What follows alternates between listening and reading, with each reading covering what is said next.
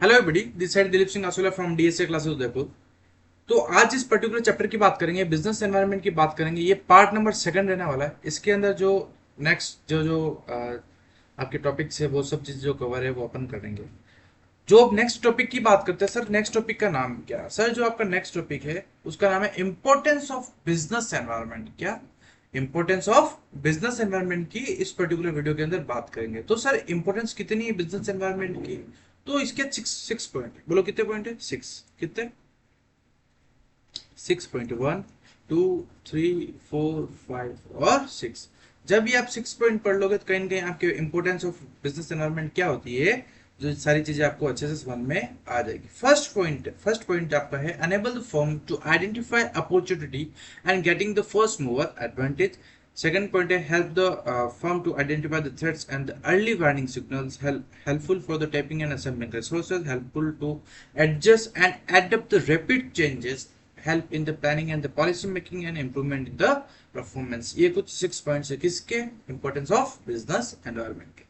तो जो first point की बात करते हैं, enable the firm to identify opportunity and the getting first mover advantage का क्या मतलब होता है? The businessman who are able to understand and scan the opportunities of business environment at earlier stage, they get maximum benefit or they can capture a big share in the market. They can go much ahead of their competitors. Sir, enable the firm to identify the opportunity and getting the first mover advantage का मतलब होता है कि जब आप particular business environment को proper तरीके से एनालिसिस करोगे, उसको स्कैन करोगे, तो आपको जब आप सोचोगे, आप छोटी से बड़ा सपना देखोगे कि मेरे को इस पर्टिकुलर बिजनेस के अंदर ट्रेड करना है, मेरे को बिजनेस करना है, तो जब आप उस बिजनेस को क्या करोगे सर? स्कैन करोगे, तो आपको वहां पर कुछ अपॉर्चुनिटीज मिलेगी, वहां पर आपको अपॉर्चुनिटीज मिलेगी, या फिर कह सकते हैं कि अभी तक वो चीज मिलेगी जो अभी तक वहां पर नहीं हो।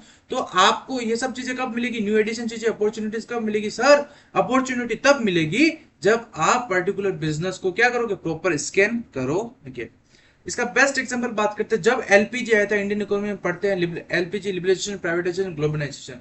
जब दूसरी फॉरेनर कंपनी देख रही थी कि इंडिया में अपन आएंगे, बिजनेस को सेटअप करेंगे, तो उसमें टाइम लगेगा। जब ऐसे अपने इंडिया की कुछ कंपनीज थी, ठीक है, इसका बेस्ट एग्जांपल है हीरो होंडा। तो उन्होंने क्या किया? हीरो होंडा ने उस टाइम पर, जो टाटा इंडस्ट्री थी उस टाइम पर, उन्होंने अपना जो प्रोडक्शन था वो डबल कर दिया। उन्होंने अपना प्रोडक्शन क्या किया? पर्टिकुलर ईयर में डबल कर दिया। उनको पता कि फॉरेन इंडस्ट्री यहाँ पर आएगी, सेटअप होगी, फिर वो प्रोडक्शन स्टार्ट करेगी। उस एरिया में उन्होंने क्या किया? अपना प्रोडक्शन डबल कर दिया। और जब तक वो कार्स मैन्युफैक्चर कर रहे थे, जो बाइक्स मैन्युफैक्चर कर रहे थे, तो इंडियंस की कुछ कंपनियां थी, उन्होंने अपना प्रोडक्शन क्या किया? सेल आउट कर दिया मार्केट में। तो इससे क्या हुआ? उन्होंने आइडेंटिफाई किया। किसको आइडेंटिफाई किया? क्या आपको कि मेरे को, या बिजनेस एनवायरनमेंट को सर? उन्होंने बिजनेस एनवायरनमेंट को प्रॉपर आइडेंटिफाई किया। तो आइडेंटिफाई करना किया तो उन्होंने स्कैन किया। तो सर उन्होंने स्कैन किया बिजनेस एनवायरनमेंट को, तो उनको अपॉर्चुनिटीज मिली। तो ये बोलता है enable the firm to identify the opportunity. जब आपको अपॉर्चुनिटी मिलेगी and getting first mover advantage, जब आपको प्रॉपर अपॉर्चुनिटीज मिलेगी तो आप उस एनवायरनमेंट के क्या होंगे? फर्स्ट मूवर एडवांटेज, यानी कि हाईएस्ट प्रॉफिट आप भी कमाओगे और सबसे ज्यादा आपके कॉम्पिटिटर से आगे जो निकलोगे वो आप ही निकलोगे। आई होप कि फर्स्ट पॉइंट आपको अच्छे से समझ में आ गया होगा। सेकेंड पॉइंट बढ़ते help help the firm to identify the threats and early warning signal. जब आप प्रॉपर बिजनेस एनवायरनमेंट को स्कैन करोगे तो सर अपॉर्चुनिटी भी मिलती है, उसके साथ थ्रेट्स भी मिलते हैं और वार्निंग सिग्नल्स भी मिलते हैं कि सर आपको बिजनेस के अंदर ये चीजें, ये इन चीजों का ध्यान रखना है, ये कुछ पॉलिसीज, रूल्स, रेगुलेशन जो आपने को फॉलो नहीं करना है, या फिर ऐसे कुछ रूल्स होते हैं जो किसी अपने कॉम्पिटिटर ने फॉलो किए होंगे तो उसकी वजह से उसका लॉस हो गया।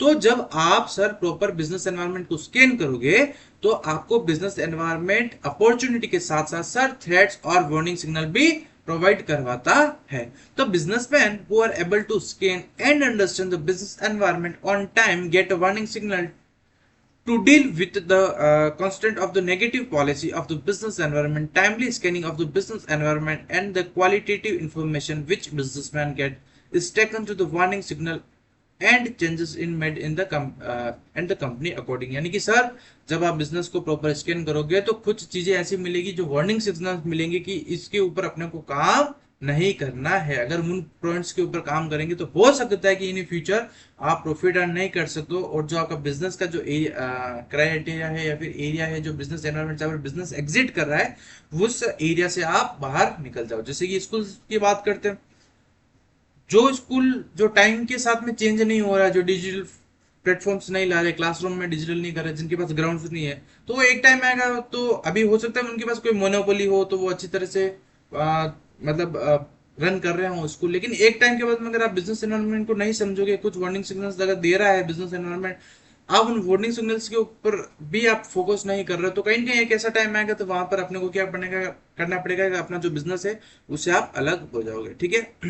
तो उससे क्या कि आप लॉस में चले जाओगे, और फिर जो स्टूडेंट्स सभी आ रहे हैं वो आपके ऑर्गेनाइजेशन में नहीं आएंगे। Help in the tapping and assembly resources, यानी कि सर ये कोई बड़ा पॉइंट नहीं है कि सर जब आप प्रॉपर बिजनेस एनवायरनमेंट को स्कैन करोगे तो उस उसमें आपको क्या बोलोगे, हेल्प मिलेगी, कौन से ऐसे रिसोर्सेज है, कौन से ऐसे रॉ मटेरियल जो अपने को मोस्ट इंपॉर्टेंट है, जो पहले चाहिए, तो उनको आप प्रॉपर असेंबलिंग करोगे, रिसोर्सेज करोगे, यानी कि रिसोर्सेज का अरेंजमेंट करोगे और उनको प्रॉपर वे में, सिस्टमेटिक वे में, ऑर्डर में असेंबलिंग भी करोगे। तो businessman have to supply the good to market according to the demand in the market. सीधी सी बात है भाई, बिजनेसमैन मार्केट के अंदर सप्लाई कौन सी चीज करेगा, अरे कौन से प्रोडक्ट कमोडिटी के अंदर सेल करेगा या फिर मार्केटिंग करेगा, जिसकी मार्केट में क्या हो, डिमांड हो, ठीक है। To supply output they need input, raw materials etcetera, they select resources according to the availability in the environment and the demand of the output environment. सीधी सी बात है कि जब आप प्रॉपर बिजनेस एनवायरनमेंट को स्कैन करोगे तो सर आपको पता पड़ेगा कि कौन सी ऐसी प्रोडक्ट है जिसकी डिमांड मार्केट में ज्यादा है, तो जिस प्रोडक्ट की मार्केट में डिमांड है उसके अकॉर्डिंग आप उसकी रॉ मटेरियल्स मतलब अपने ऑर्गेनाइजेशन में क्या करोगे, अलॉट करोगे, प्रेजेंट करोगे और उनके ऊपर काम करोगे, तो आपको क्या मिलेगा, आप अपना मतलब जो आपका छोटी सा कुम जो बड़ा सपना देखा, जो आपका गोल है, उस गोल तक आप अच्छे से जा सकोगे, ठीक है। आई होप कि first point, enable the firm to identify the opportunity and the getting first mover advantage, help the firm to identify the threats and the warning signals, helpful in tapping and assembling resources। ध्यान रखना बच्चों, जो first वाला point है ना, जो आपका first वाला फर्स्ट वाला पॉइंट है, ये बहुत ज्यादा इंपॉर्टेंट है, फर्स्ट वाला पॉइंट है जो बहुत ज्यादा इंपॉर्टेंट है, ठीक है। फिर फोर्थ पॉइंट है कि help to adjust and adapt with the rapid changes. जैसे आप सबको पता है कि सर बिजनेस एनवायरनमेंट क्या डायनेमिक है, अनसर्टिनिटी है, यानी कि आज जो कंडीशन है जरूरी नहीं है कि वो सब फ्यूचर में भी वही, जैसे भाई मान लीजिएगा आज अपने यहाँ पर बारिश आई तो जरूरी है क्या कल भी बारिश है, कोई जरूरी नहीं है। आज जितने रुपए का मैंने पैसा अर्न किया अपने शॉप से, प्रोविजन शॉप से, क्या जरूरी है कि कल भी उतना ही हो, मे भी हो सकता है कि ज्यादा हो, मे भी हो सकता है कि लॉस भी हो। तो सर बिजनेस एनवायरनमेंट क्या रैपिड चेंजेस है, यानी कि आज जो कंडीशन है जरूरी नहीं कि वही कंडीशन सेम रहे। तो help to adjust and adapt with the rapid changes.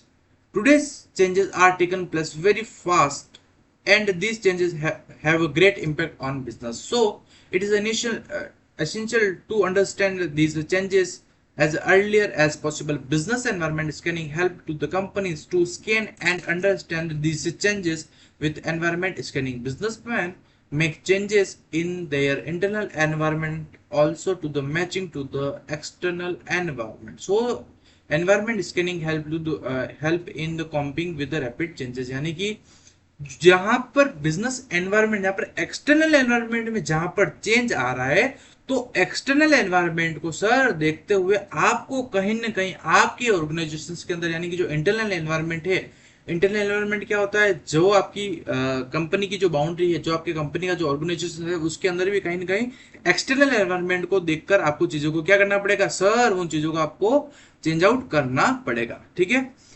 तो क्या होगा, जो एनवायरनमेंट में चेंज आ रहा है तो कहीं ना कहीं अपने बिजनेस के अंदर भी आपको चेंज करना पड़ेगा, ठीक है। अगर आप चेंज नहीं करोगे तो आप मार्केट से आउट हो जाओगे। फिर ये फिफ्थ पॉइंट है help in planning and policy making. जब प्रॉपर स्कैनिंग करोगे तो आपको प्लानिंग और पॉलिसी मेकिंग में हेल्प करेगा, कोई बड़ा पॉइंट नहीं है।